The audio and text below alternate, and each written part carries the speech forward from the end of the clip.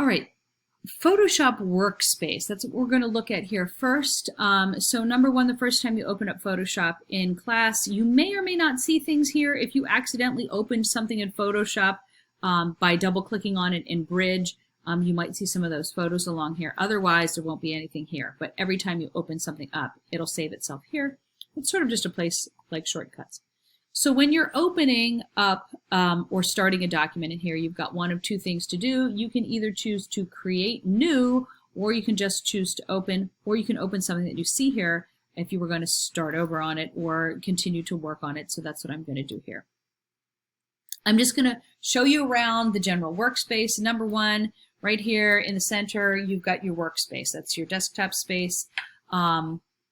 That's where your documents are going to be. It is a movable space, meaning that as you start cleaning up or getting multiple documents that are stacked in here, and you can open more than one photograph at a time, which we will be doing probably multiple times throughout the year. These are editable, so you can drag them away and sort of keep them in a different spot, particularly, like I said, if you've got a lot of different things sort of stacking up there, and they will snap back into space there.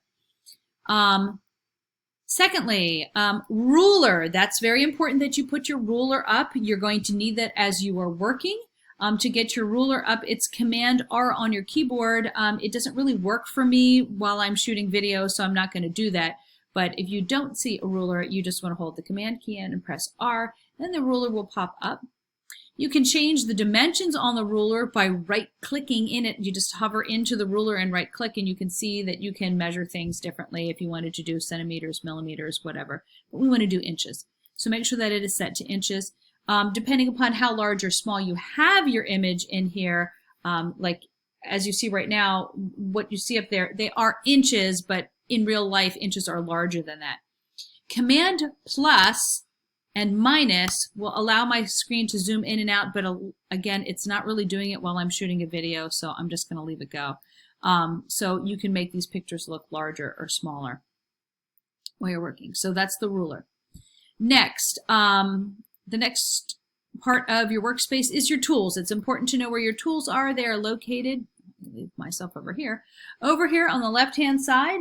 And you can see as I'm hovering over the tool, Photoshop is kind of cool in that it pops up a little tutorial video and it tells you what tool it is, and it also will give you a little shortcut to that tool. This tool on the very tippy top of your menu, and it's there because it's the most important tool, is the Move tool. So you have to remember to go back to the Move tool every single time you do any sort of an action. You always want to finish it up by going back to the Move tool. So that's an action that you really want to remember. So that shortcut is V. So every time you are finished with a different tool, you want to hit V on your keyboard, and you can go back to that Move tool.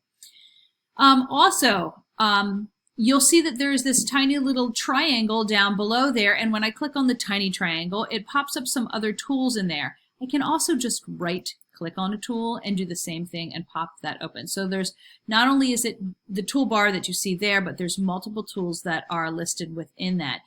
We will not touch all of those tools throughout the school year. In fact, we're only going to use a few of them in this particular course. You could really spend the rest of your life learning everything there is to know about Photoshop and still have more to learn. And plus, there's constant updates that are coming out all the time. So I want to go back to that, so I'm going to hit V on my keyboard. Now, that's the toolbar.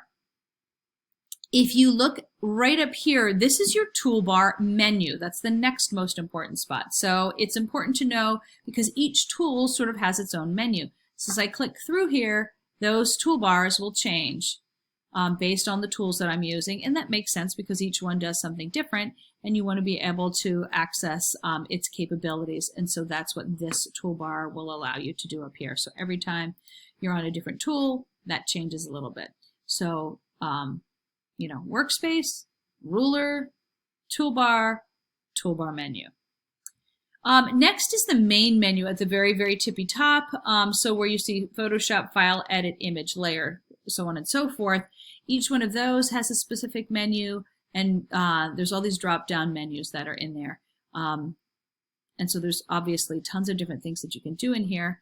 The window menu is all about also sub-menus. So or different types of windows that will pop up. For instance, like if I wanted to, for some reason, hide my toolbar, I could click off of tools. Or if you lose your toolbar, that's a good place to go and just pop it back open again. What's interesting about, I don't know whether it's just a Mac or whatever, but if you start to pull your things off of your desktop and pull them down to the side or whatever, you'll notice that the main menu always stays along the top. It doesn't change. It's not hooked to the Photoshop window itself. So if you were to do that and say I wanted to now, save this picture that's in here, I would do File. I would have to go up to the top up here and do File, Save As in there. Okay. I think it's wise to keep your screen when you're working in Photoshop, keep it maximized so it stays there. Let's see what else. So we've got that main menu there. Then over here is layers. Now there's all these other tabs that are in here. I'm not real concerned about any of those. I just want this layers panel out. All of these are movable, by the way. I can sort of slide them up and down. And if I needed more room in my layers panel, which you will need at some point in time, you can sort of slide these windows up and down. And they also have these, every time you see a double arrow, and it allows you to expand and contract. I believe when you first open yours up, you are going to see on the very right-hand side, there's a series of tutorial videos that I usually tell students to just collapse. We're not going to be using those. But this is my layers panel, and the layers in Photoshop, every time you do something new, it will create a new layer in there. And when you have a new layer in here, it puts these little eyeballs on them, and you can click on the eyeballs to turn off and on different layers. So that's editable. You can also right-click on them. So left-clicking and right-clicking on things will do different things. I can change the size of what my layers look like over here. So if I need a little bit more space and I want to use small thumbnails, or if I don't even care about what they look like, I might just do none, so you can't really see the layers.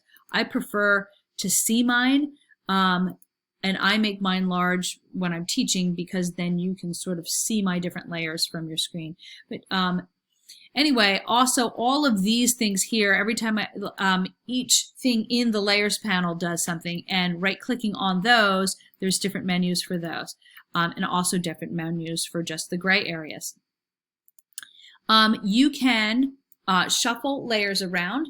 So sometimes you'll do that throughout the year, particularly when we get more involved in doing multiple projects that have multiple layers, and we want to see how those layers are going to interact with each other.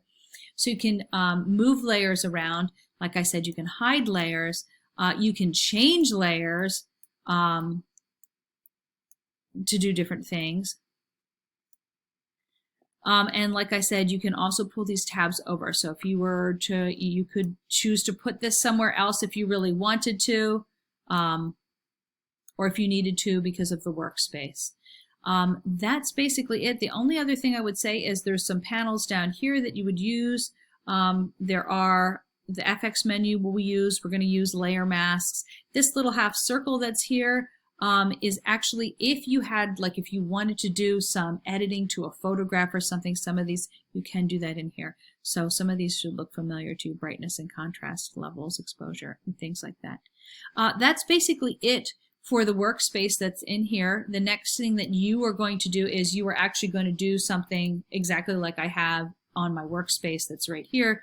You are going to open up a document, learn how to crop your photo, add some color, learn how to add a stroke and a drop shadow to it. So that's it for Photoshop Workspace.